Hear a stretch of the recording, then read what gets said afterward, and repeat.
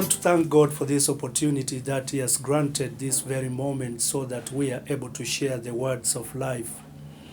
And I'm Ken Smart. I minister with Crossway Missions International. And I want to speak about the preacher and the book. The preacher and the book, which is the Bible. Many times when we talk about the preacher, in our minds we are figuring about some men in clergy attires or something maybe perhaps so unique and maybe in suit or something else.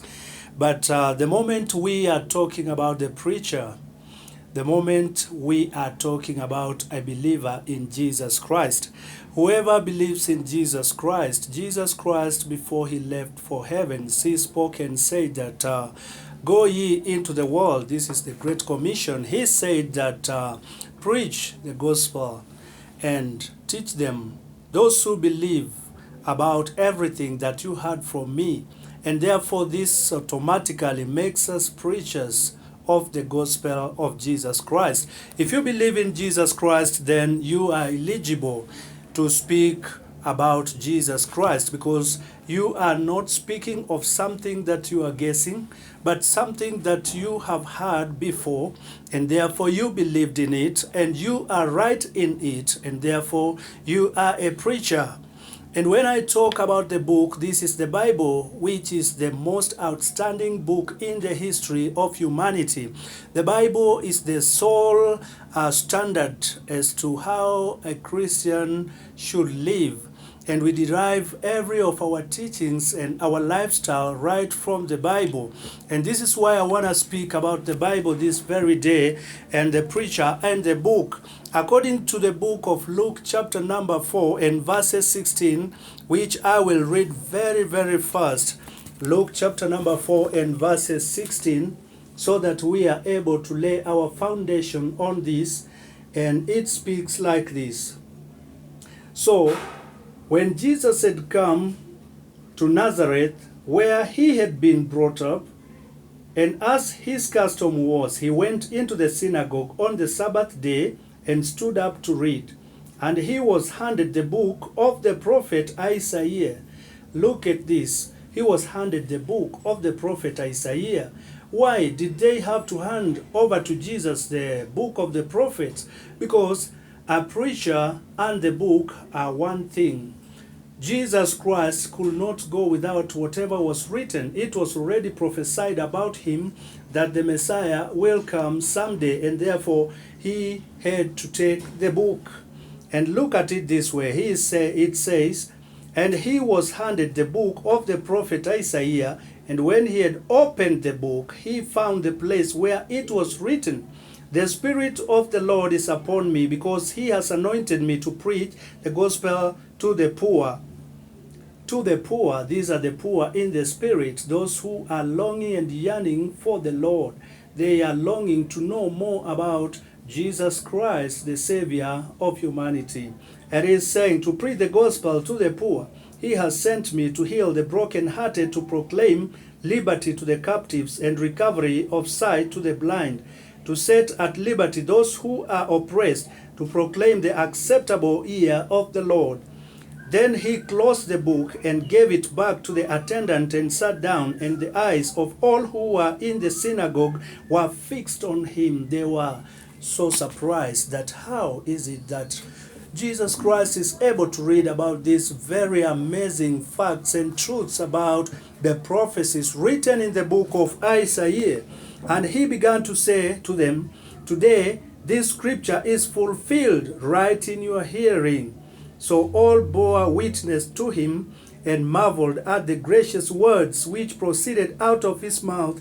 And they said, is this not Joseph's son? They were so much amazed to see how Jesus Christ was able to read the book of the prophecy. And this is what I want to speak about, the preacher and the book.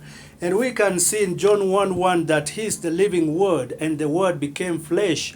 The Word is Jesus Christ, and He lived with us right in this life we are living today. In 2 Timothy chapter 3, there will be seducing spirits in the last days.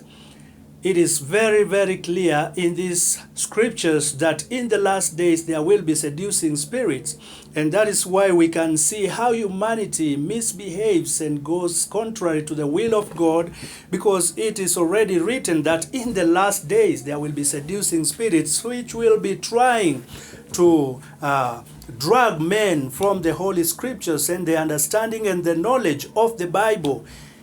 The reason why you see a lot of people today are not very keen on the words of the Almighty is because of these seducing spirits which are trying to bring them out or drag them away from the ways and the thoughts of God.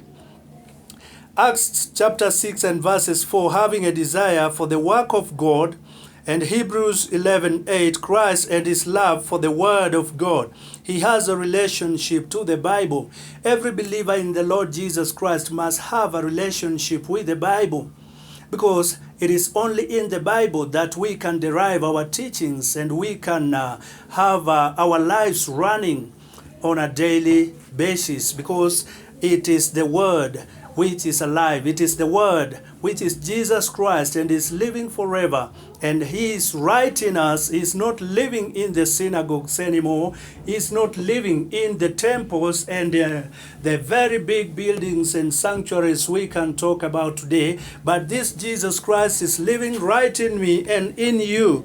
And we must have the desire for the work of God. Every time we must be zealous. We must always think about the things of God. And when we talk about the work of God, we are talking about the love for God and for people. Many times we have misconceptions as to what the work of God is and what it means exactly. But I want to put it clear that the work of God is first to have the zeal for God Himself and the people, because you can never say that you love God whom you've never seen if at all you don't love people whom you are living today life together in this present life. And therefore the devil comes to steal, kill, and destroy. He also kill our spiritual lives, steal the word in us, and destroy the fruits of the Holy Spirit. And this is the reason as to why we can see a lot of Christians are confused in life, not to know exactly what to do and not to know exactly how to behave. We can even see it evidently right in the preachers who doesn't stick and make the word to be their sole standard of life, because the devil is a thief. The devil is a killer and a destroyer, trying to bring issues in between the preacher or believer in Jesus Christ and the book, which is the Bible. And the fruits of the Holy Spirit, which is joy, peace. A lot of people in the world today are so much desperate and so much depressed because the devil has stolen the words of Christ in them, and they are now feeling lonely. Why should I feel lonely? Yet the Bible is very clear that Jesus Christ said, I will never leave you nor forsake you. I will always be with you to the very end of the age. At every time, every moment, Jesus Christ is with us. Even when we think He is far away, He is right here with us. When we feel that we cannot make it, He is saying, you can make it. When we feel that we have nothing, He is saying, you have everything. When we feel that we are sick, He is saying, by my stripes you are healed. And when we feel that we are alone, He says that I am with you and I shall forever be with you. The people who have a desire for the word of God always will suffer for His decision. I don't know whether you've ever experienced this thing, that many times that you have a desire for God, even some of your friends will leave you. Glory, glory.